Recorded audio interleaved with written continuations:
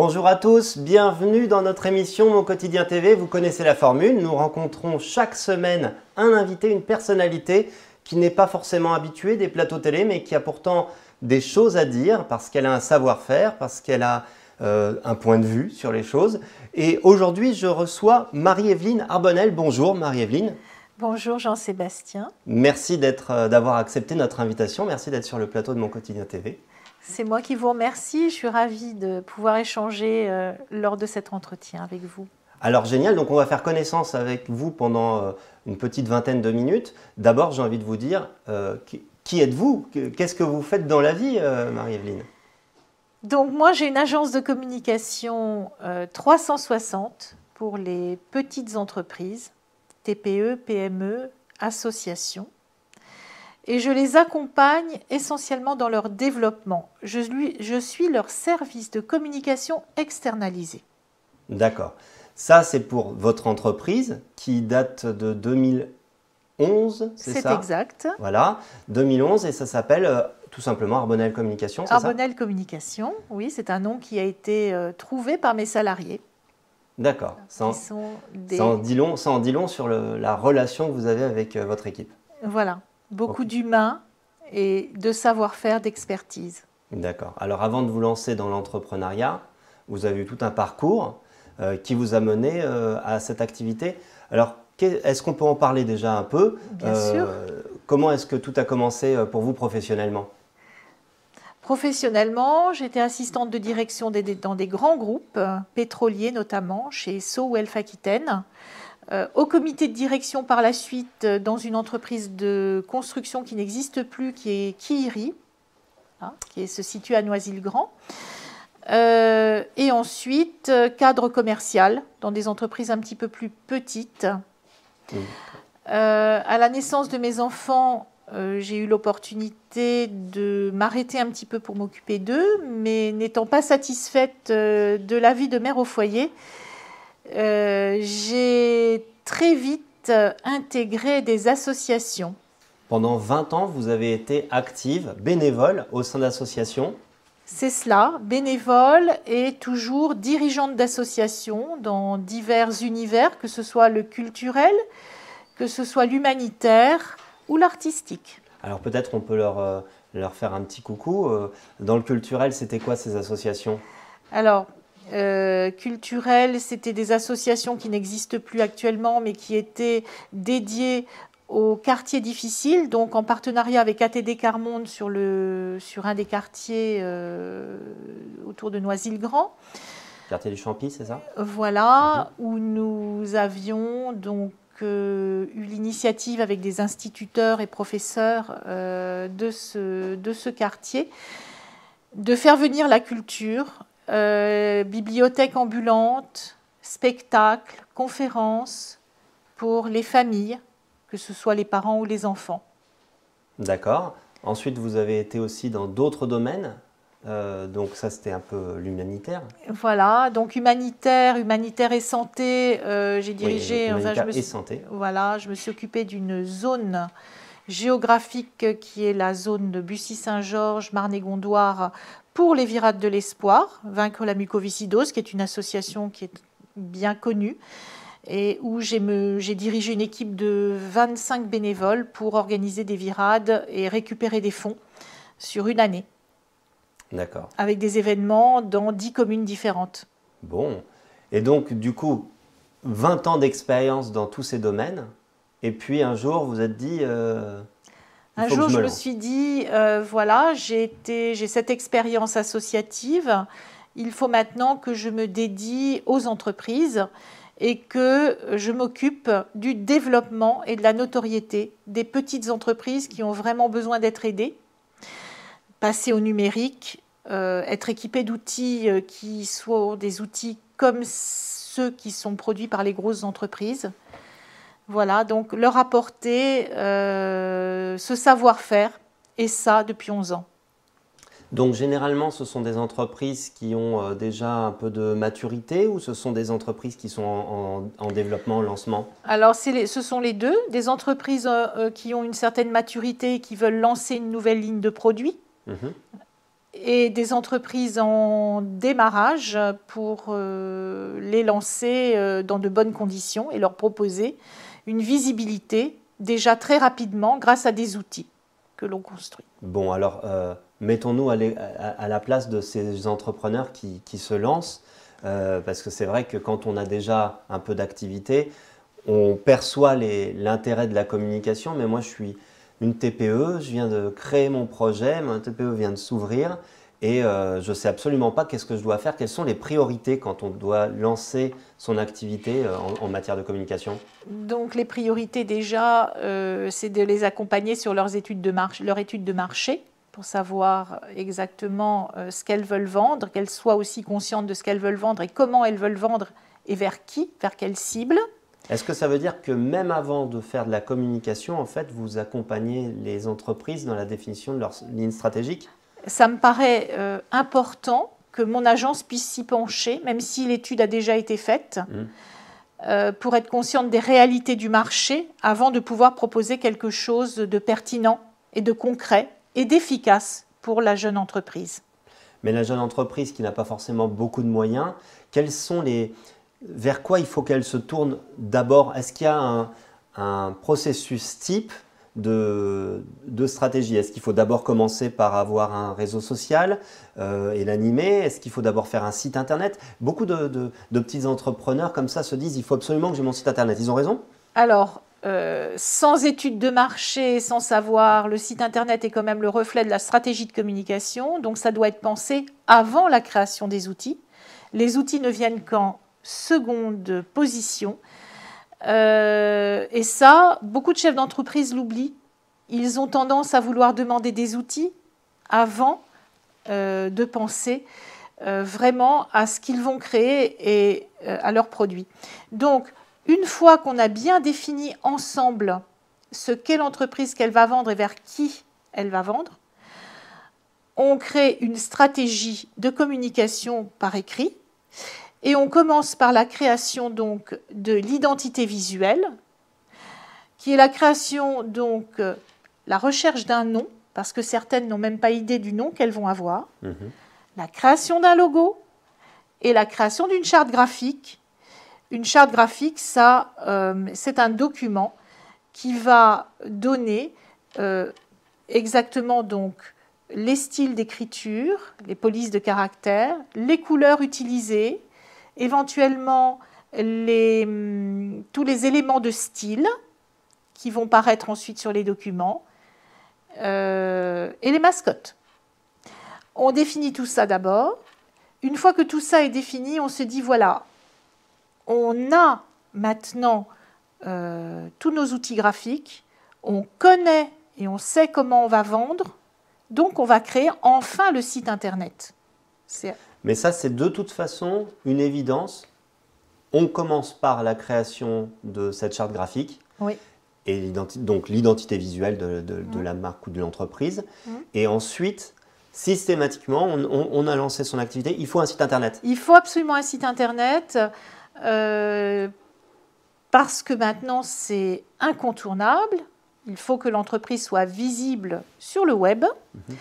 Donc, on crée un site internet, mais on le crée en ayant pensé. C'est-à-dire que dans mon équipe, j'ai 2 spécialistes UX, UI qui définissent le parcours utilisateur en fonction, toujours dans l'objectif d'amener l'internaute à acheter le produit. Donc ce site internet, il est vraiment pensé, il est intuitif et il amène toujours à une concrétisation des visites, un maximum de visiteurs. D'accord. Donc j'ai fait ma charte graphique, j'ai réfléchi ma stratégie et j'ai fait mon site internet qui s'adapte comme outil à la stratégie qu'on a choisie. Et puis c'est quoi l'étape d'après? Alors l'étape d'après, c'est effectivement faire connaître le site, d'abord via le référencement. Le référencement d'un site est essentiel. Et on a un spécialiste en interne qui est spécialiste en référencement. On a d'autre part la mise en place des réseaux sociaux, très important. Donc on a un spécialiste à l'agence qui est community manager et qui se charge de cette tâche. Et là, c'est pareil, j'imagine que les réseaux sociaux, il y en a plein. Est-ce qu'il faut être sur tous ou est-ce qu'au contraire, il faut Je ne sais pas, est-ce que en moyenne, vous conseillez plutôt de se concentrer sur 1, 2, 3 réseaux sociaux ou il faut être vraiment partout? Il ne faut pas forcément être partout, ça dépend du domaine d'activité. Quand on est en B2B, il faut être sur LinkedIn. Quand on s'adresse uniquement à des entreprises, hein, entreprise à entreprise, B2B, business to business. Quand on est en B2B et B2C, il faut être sur Facebook et de plus en plus sur Instagram, lorsqu'on vend des produits. Notamment sur Instagram, c'est beaucoup le visuel. Il faut être aussi sur Twitter, mais c'est moins important. D'accord. Donc du coup, ça c'est comment est-ce que ça fonctionne? Vous fabriquez un package à l'entreprise qui vous contacte? Voilà, on fait un package. Vous avez différentes offres ou est-ce que c'est du cas par cas? Comment ça marche? Alors, en fonction donc du secteur d'activité et du besoin, on va créer des packages adaptés avec un choix de réseaux sociaux adaptés, une fréquence de publication adaptée également. Et tout ça en fonction de la stratégie marketing mise en place avec les opérations, puisque la stratégie marketing, dedans, sont indiquées les différentes étapes et points forts mois par mois. Et en fonction de ça, on va adapter entre autres les réseaux sociaux, mais aussi toute la communication.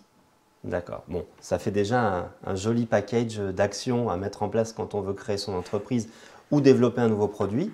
Dans votre présentation tout à l'heure, en préparant l'émission, vous m'avez donné un mot qui m'a interpellé. Vous m'avez dit on fait de la communication globale à 360.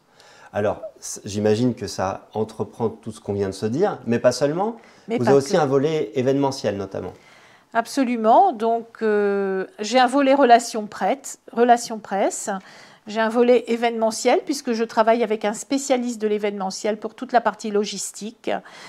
J'organise donc notamment pour une entreprise, là j'ai organisé un magasin de CBD dans le 19e arrondissement qui s'appelle le Lab du Bonheur Laumière. Alors CBD, pour les gens qui ne connaissent pas, c'est de quoi on parle? On parle d'une plante qui a des vertus.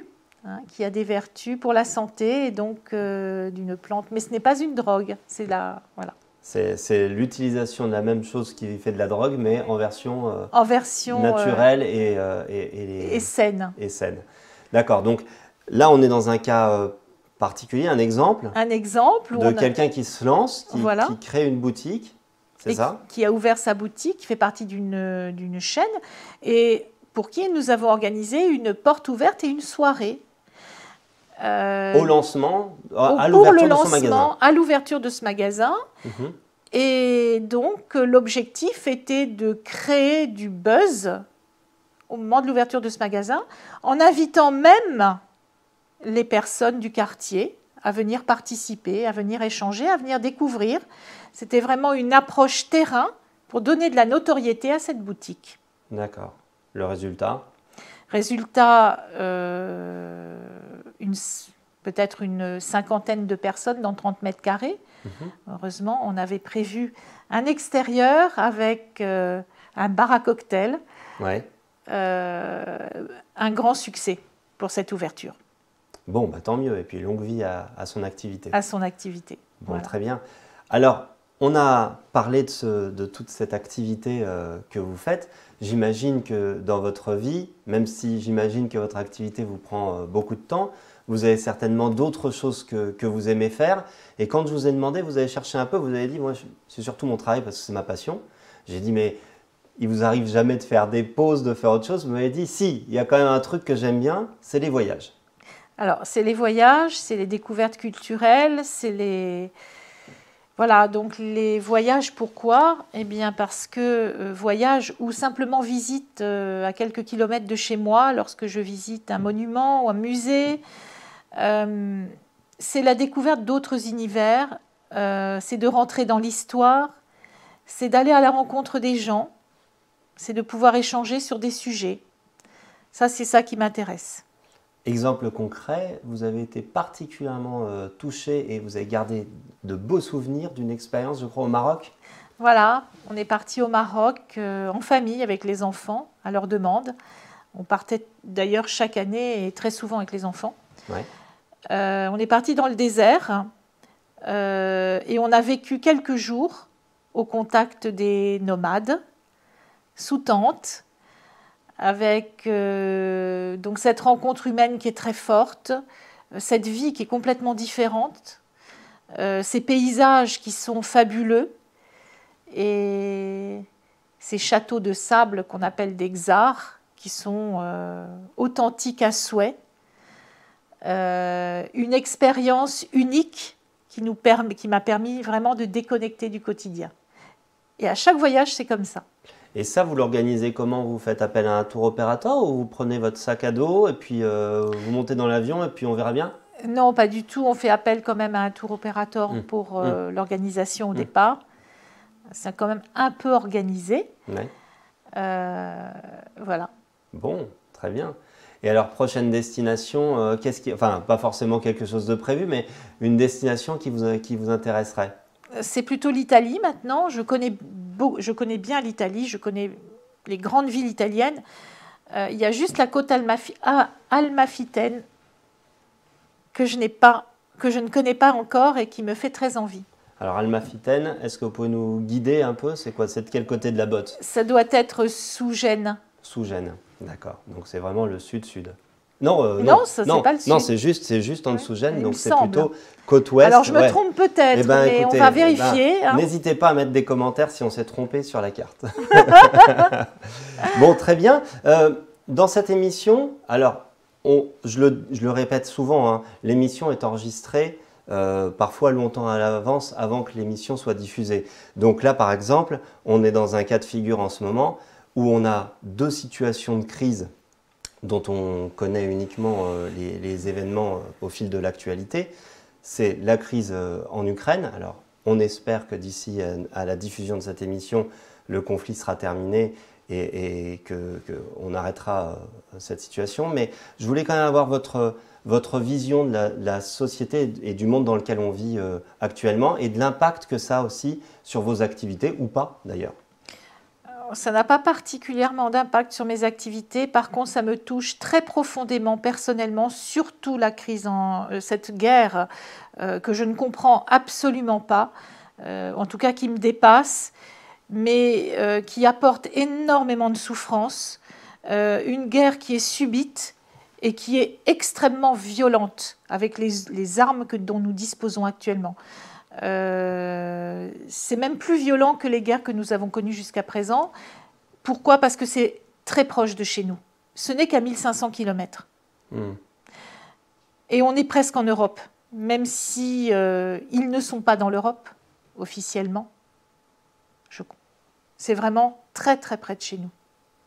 Et au-delà du drame humain que ce conflit génère, est-ce que vous appréhendez les conséquences économiques, le contexte géopolitique mondial que ce genre de conflit occasionne?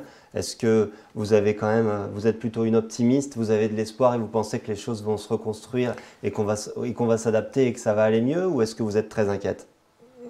Je pense qu'il va falloir s'adapter à une situation beaucoup plus difficile. Et je suis quelqu'un d'optimiste et d'adaptable. Mais les conséquences vont être terribles. L'autre actualité qui ne nous permet pas de la commenter actuellement, puisque, encore une fois, l'émission sera diffusée après, c'est les élections en France, puisque les élections présidentielles ont eu lieu. Nous, au moment où on enregistre l'émission, on ne connaît pas encore les résultats. Il y a les élections législatives qui arrivent dans la foulée. Pour vous, la politique, c'est quelque chose où vous êtes totalement déconnecté, ou pour vous, c'est justement un des maillons essentiels du bon fonctionnement de nos sociétés et vous y accordez de l'importance? Et est-ce que ça a un impact à nouveau sur vos activités? Bien évidemment, la politique est importante. Un pays doit être managé. Il doit être managé par une personne qui puisse entraîner derrière elle toute la population, qui puisse être convaincant et dynamique. Pour moi, la politique est importante, effectivement. Je ne m'y implique pas, faute de temps. J'ai été invitée à une réunion politique, je vais y aller pour la première fois. pour soutenir, donc, parce que la personne en question est très impliquée par sa cause. Et donc, ça m'intéresse de voir un petit peu, parce que c'est une personne qui est assez proche. Mais c'est vrai que la politique ne me touche pas. Par contre, elle a beaucoup d'importance, effectivement, sur l'avenir économique de notre pays. L'économie, est-ce qu'il y a d'autres thématiques qui, pour vous, sont particulièrement essentielles, déterminantes dans le bon équilibre de nos sociétés, sur lesquelles il faudrait que le nouveau président ou la nouvelle présidente et l'Assemblée nationale, est-ce qu'il y a des sujets particuliers sur lesquels il faudrait qu'ils apportent particulièrement de l'attention? Eh bien, il faut qu'ils portent attention aux entreprises, aux petites entreprises qui représentent 90%, je crois, de la totalité des entreprises en France. Les petites entreprises, les chefs d'entreprise ont besoin d'être écoutés. Ils ont besoin, pas forcément d'aide, mais d'être écoutés et que l'on mette en place des solutions pour qu'elles puissent toutes fonctionner correctement. Eh bien, écoutez, Marie-Evelyne, on va se quitter sur ces encouragements. On espère que nos politiciens écouteront sagement vos conseils. L'émission touche à sa fin. Je voulais remercier en particulier Cyril Bartholomé qui était à la réalisation de cette émission. Évidemment, mon invité, que je remercie à nouveau d'être venu. Mon quotidien TV, c'est fini pour cette semaine. Je vous rappelle que les productions qui produisent l'émission, eh bien, c'est Griffe Productions qui nous accueille dans ces magnifiques locaux. Et puis ma propre société, la société Atoukam. Je vous retrouve très prochainement. Quoi qu'il arrive, mon quotidien TV continue la semaine prochaine, vendredi à 18 h avec un nouvel invité. Et d'ici là, allez, un petit coucou à Fabienne Pintos qui nous suit très régulièrement. Et moi, je vous souhaite un bon week-end et une bonne semaine. À la semaine prochaine. Ciao!